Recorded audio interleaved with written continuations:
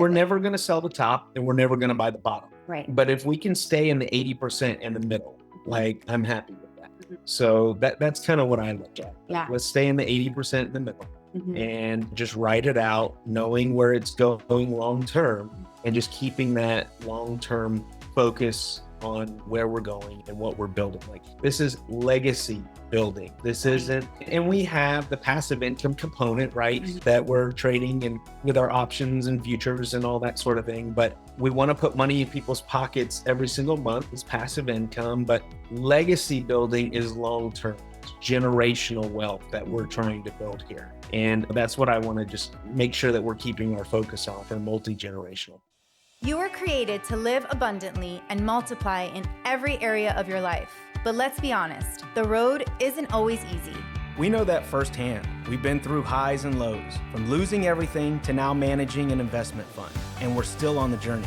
This podcast isn't about having it all figured out. It's about real stories, kingdom principles, and trusting God with what's already in your hands. On Mandate to Multiply, we go deep into faith, family, finances, and other topics, sharing what we've learned and what we're still learning as we walk it out with Jesus. If you're ready to think bigger, live boldly, and multiply what matters most, then you're in the right place. We're Jonathan and Melissa Edmiston, and this is Mandate to Multiply. Hello, and welcome to another episode of the Mandate to Multiply podcast. I am one of your hosts, Melissa Edmiston, and today I want to share something special with you guys. This is something that we have not done before. And as we were speaking, Jonathan and I, my amazing husband, who normally is with me, but today we had a really special call with our investors. For investors, most times they join us live and then we send out the replay of the call to them. But it's just kind of like our monthly way of having FaceTime with them, making sure that they get to ask us questions, that they get to hear from us. Regardless of what the market is doing and how our fund is performing, we want to make sure that they always have access to us, which is very important to us. High transparency and connection are all really important to us. So today, Jonathan and I, we share with them every month. We do invite non-investors as well, just to kind of get like a peek behind the scenes and get to hear from us and learn about who we are. But it's mostly for our investors. And today's call, I just thought was really special because we got to do two things. We got to share about, I love hearing from Jonathan. His brain is just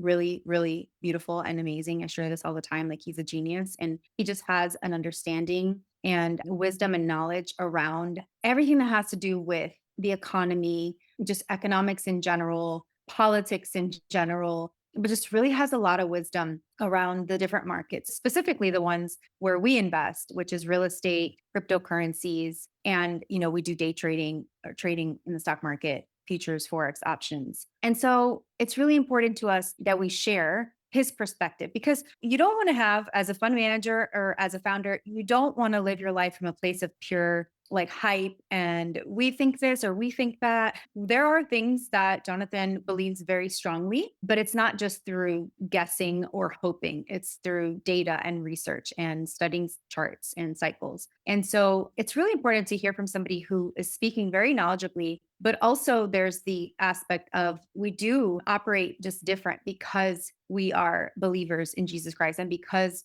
we understand how the kingdom operates. And so I just love hearing from him. And we wanted to share this call with you. We wanted to share him speaking on current timing of different things like rate cuts and what markets are doing and real estate. And also we wanted to kind of share, hey, what is this like? What does this look like investing in private investment funds sometimes, especially ours that has multiple markets or asset classes versus traditional investing, which is what most people are used to. And so we kind of just wanted to share some of that with our investors today. And I just thought the call, as it started to go on, when the call was over, I'm like, this would be really good to share on our podcast. And Jonathan agreed. And so we just wanted to kind of give you a sneak peek behind the scenes, behind the curtain of one of our investor calls. And also that way you get to hear some of the information that we shared. So we hope and pray that this blesses you, that you find it informative, while also it's not like too deep that some people are like, what are you even talking about?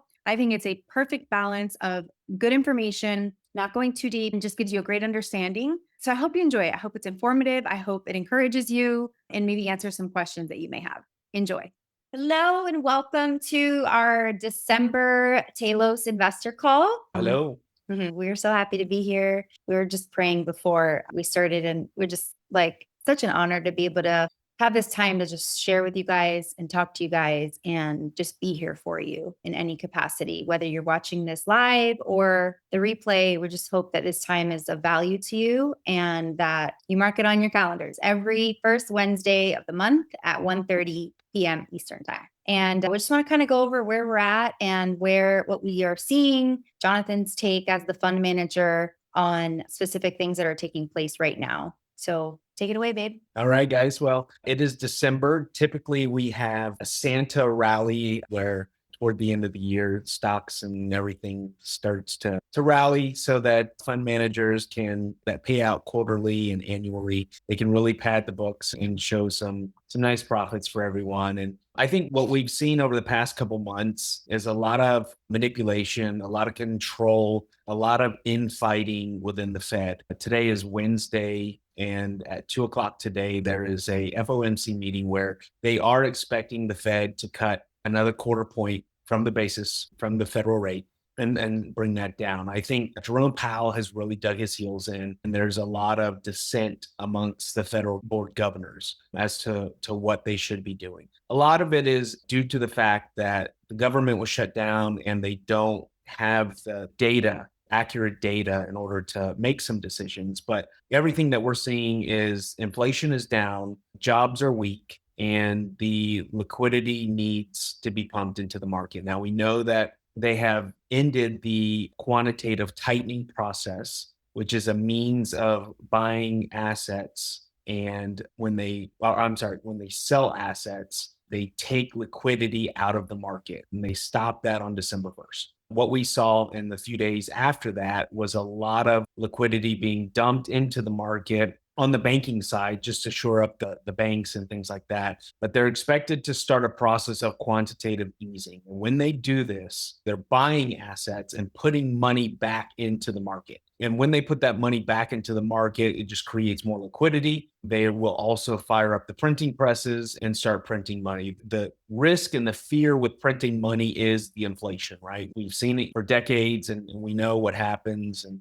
so they're really hesitant to do that. But I think the current economic conditions warrant them doing it. Anybody in the real estate space knows that we've pretty much been in a recession for the past couple of years in the real estate space. Affordability is a major issue when it comes to real estate because prices are still high, but rates are even higher. So people that want to make moves and things, if they have a 3% mortgage locked in, they're just not able to do it and make that move. It's keeping people from buying homes. And there's a lot of issues in real estate that lowering rates is definitely going to affect and take care of. On the crypto side, we've been down. The whole market has been down. It's pretty typical in the crypto world to experience 20, 30% pullbacks, things like that. It's not easy. I'm just going to be completely honest and transparent. All of our chips are on the table as well. So, I look at the market and it's hard. And just to be real and transparent, there's been some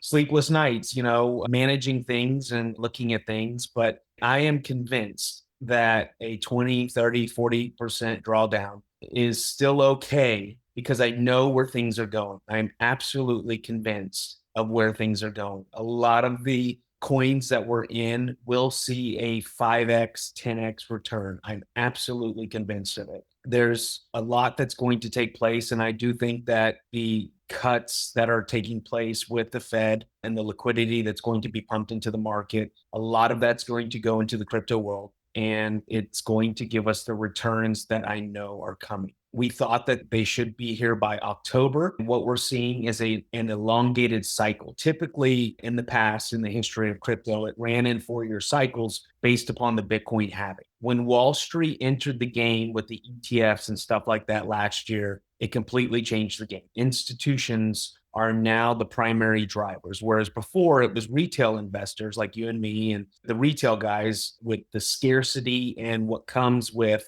the Bitcoin halving and the decreasing in number of mining that takes place with the Bitcoin halving kind of drove that model. But with Wall Street now involved, with institutional buyers, with states and countries establishing reserves, with companies, major companies. I mean, you have Michael Saylor with Strategy just this Monday purchased, what was it, 10,000 Bitcoins, over right at $1 billion of Bitcoin. He's now owns over, or his company now owns over 3% of the total Bitcoin that will ever be had. So when I see dips like this, I watch, okay, what are the institutions doing? What are the big players doing? And they are buying the dips like crazy. I mean, thousands and thousands are just being gobbled up. And the beautiful thing about it is we can see their transactions. We know what they're doing. So when price falls, they're buying up as much as they can. You got Grant Cardone that's buying with his real estate and coupling those things together.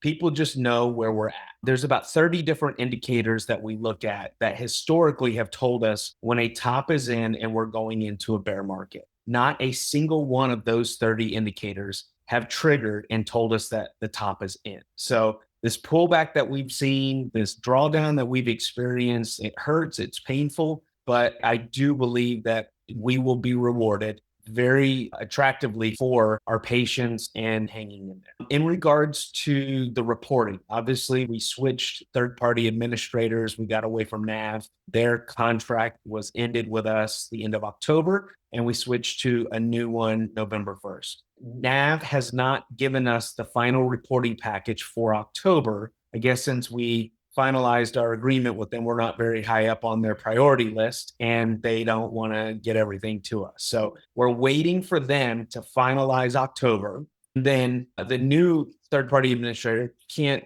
complete November's reporting until they have the package from October from NAV. So we're kind of in this back and forth wrestling with them, trying to get them to finish so the new third-party administrator can get everything out. That being said, I'm with them. I'm in contact with them daily. Today is the 10th. The wire has been sent to our Veravend account. And as soon as the wire is there, you should get notices as to your distributions this month. The distributions are continuing. I did exit some of the gold position that we have. That's up well over 1,000%. That's a 10x return. I exited out of some of that position in order to use the profits to make our monthly distributions. That's what we want to do. So we are getting those distributions out. We don't see that changing anytime soon. And just really appreciate you guys hanging in there with us. We know what's coming. And if you ever have questions or anything, you know that you can reach out, you know that you can talk to us. But I don't like drawdowns more than anybody else, right? It hurts, it's painful. I feel the responsibility and the liability, but I know what's coming, and we will all be rewarded very well for our patience. So that's kind of the update that I have on all that. Yeah, I would just love for you to kind of speak into what you would say, because I'm assuming I know there's a shift from like traditional investing habits or mindset versus what we're doing in not only a private investment fund, but also that we're a multi-asset investment fund. Yeah. And I shared that conversation I had with a friend recently. You know, I was there volunteering and he's looking at his like portfolio and he's like, well, you know, I'm up 20%. And he's like, so happy. I'm like, that's awesome. So happy for you. And then he's like, but crypto, man. And he knows we have a crypto. So, you know, whatever it was, I'm not going to assume the psychology on that. But I said, yeah, but you know, can you imagine the people that had Bitcoin at $10 or $20 and it went down to $8 and they were seeing a drawdown and now it's at 100,000 or whatever. Like, Yeah. And he's like, yeah, you're right. You know, and I'm like, it's just a different like mindset shift. And so I just want to speak to like, because this is different, especially for so many of our investors, this is very different than traditional investing, and just kind of like the mindset of just the monthly checking your account and things like that. And I know like this is real life. These are real numbers. This is your portfolio. But I just want to like get you to kind of speak into, especially because of the crypto portion and how those numbers fluctuate. So what would you say to anybody who's like used to just like constantly checking your numbers and checking your portfolio? Because I know you check a lot of things all the time too. Yeah. So yeah, I just wanted you to speak into that. I feel like it was important to address that. Yeah. So I have a saying, when in doubt, zoom out. And, you know, like Melissa was saying, people bought into Bitcoin when it was $100, when it was $1,000.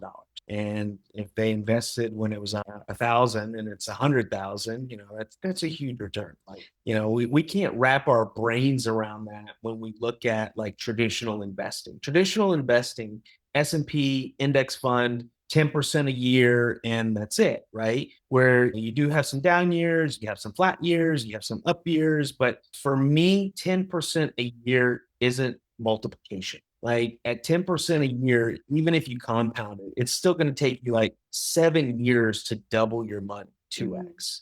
And when I started learning about crypto and investing and things like that, I knew that there was just a better way. But without risk, there's no opportunity for reward. So I told Melissa the other day, if I had to do it over again, I'd probably do quarterly reporting just because it allows us the time and kind of smooths things out a little bit. We're going to go into months where we have a 30, 40, 50% return monthly. Yeah. But we've also had months with like a 15, 20% drawdown. And if you look at a long-term investment on a short-term basis, especially something as volatile as crypto, it can really wear you out, the highs and the lows, right? Yeah. So to have that longer term vision of what we're doing, what we're building, and what you're a part of is super important. So stop, zoom out a little bit, look at where things have come from, where they're at, and where they're going. And I mean, that just takes, I've heard a lot of people say, and we've talked about this too, that the people that make the most amount of money do so because of the emotional decisions that the rest of the people make. Yeah. Right. So or non-emotional decisions. Right. Non-educated or not letting your emotions be tied to the decision. Right. You look and that's why, 90 something percent of trading nowadays is automated because it takes the emotions out of it. And a lot of people fail because they get in a trade or whatever, and it starts going against them and they get out of the trade and then it turns around and goes in their favor. And when you can be unemotional or not emotionally attached to it, then that's where you can really have a really balanced vision for what's going on. Yeah. And I mean, imagine the people that did buy Bitcoin at $100. Yeah. Let's just say they had $10,000 in it. What kind of like mindset or non-emotionally attached mindset does it require to just leave that money there? Yeah. Whether it goes, probably went down to 80 and then it was at 500 and then 1,000, like to say, I'm not touching it. I'm not touching it. I'm not touching it. And now it's at, what it is. Yeah. I have this internal like conversation with myself all the time. Like if I could have bought it back when I first heard about it, like would I have still held it to this point? Right. Yeah. And I don't know that I could have, because you bought it at 2,000. It goes up to 20,000. That's a 10x return. Like, would you say, okay, 10x return, 1,000% return, that's enough and sell it? Or would you hold on for where we are today? And there's many, many, many people, very, very smart people that are saying Bitcoin is going to $1 million in the next 5 years. And we've had this conversation. It's like, at what point do you sell if you're trying to sell at the top? Yeah. If you don't know what the top is actually going to be, because it's going to go up and then it's going to go down for a few years and then it's going to start to go back up. And there's just so much. And that's what I'm so grateful for you, is that you do a lot of the research and the studying and the data reviews that help us know when that is. We're never going to sell the top and we're never going to buy the bottom. Right. But if we can stay in the 80% in the middle, like I'm happy with that. So that's kind of what I look at. Yeah. Let's stay in the 80% in the middle. And just write it out, knowing where it's going long term, and just keeping that long term focus on where we're going and what we're building. Like this is legacy building. This isn't, and we have the passive income component, right? That we're trading and with our options and futures and all that sort of thing. But we want to put money in people's pockets every single month. It's passive income, but legacy building is long term. Generational wealth that we're trying to build here. And that's what I want to just make sure that we're keeping our focus on for multi-generational. And if we think of the people who have built legacy wealth, 1% of people who they all do it based on long-term mentality. And they certainly don't operate in a fear or scarcity mentality. And they've taken risks.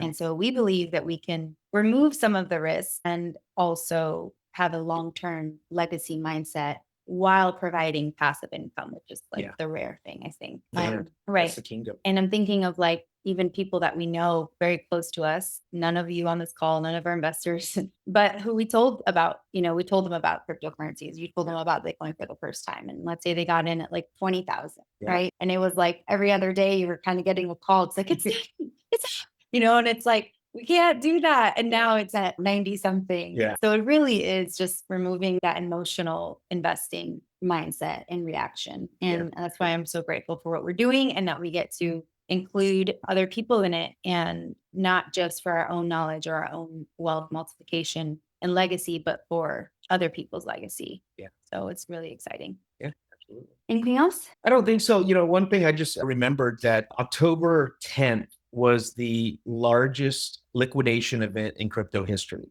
One of my buddies that I talked to, the fund that he was in lost 90% of it on a single day. Other funds that I've heard of got completely liquidated.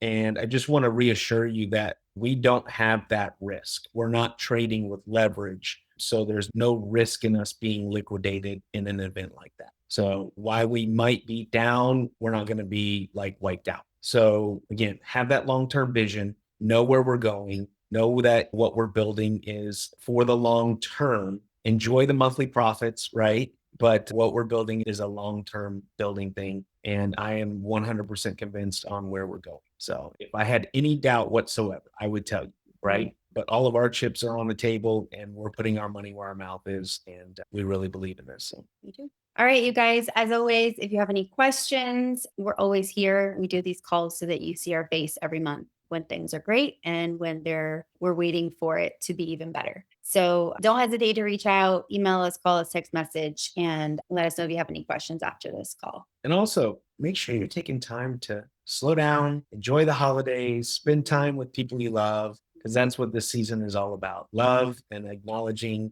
the reason for the season, which is. Yeah, this will be our last monthly call before the end of the year. And so the next time we talk to you guys will be 2026. Yeah. And we're just believing and praying and hoping for so many incredible things in our families, in the economy, in the world, in our government. I just think the year is going to end even better than we can imagine. Yeah. And 2026 is going to be a wonderful year for all of us. So we're excited. Merry Christmas. Happy New Year. And we'll be talking to you guys in person again. Oh, I made a mistake. I said first week of every month, first Wednesday of every month. It's the second Wednesday of every month. Second Wednesday of every month at 1:30 p.m. So our next call is January 14th. Okay, Wednesday, January 14th. All right, you guys, we love you. We're grateful for you, and we'll see you soon.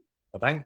All right, guys, I hope that you enjoyed a sneak peek behind the scenes of our monthly investor calls, and just that it was good information for you, both entertaining, maybe, I don't know, encouraging, inspiring, informative, and that you just got a glimpse behind the scenes. And, our podcast is about our mandate, our God-given mandate to multiply. And we just believe that everything that God does in our lives, does for us, does through us, it is so that it can help other people. And so that it can be something that we, share with other people, do for other people. And that's one of the things, that's one of the reasons we started or created our fund, but also by way of like whatever things God teaches us and shows us, we want it to be so that we can share with other people, because it is our God-given mandate to multiply. And so anything and everything God gives us or blesses us with, we want to make it grow and expand, and we want to share with other people. And that is part of the multiplication process. Also in our fund, we believe it's a God-given mandate to multiply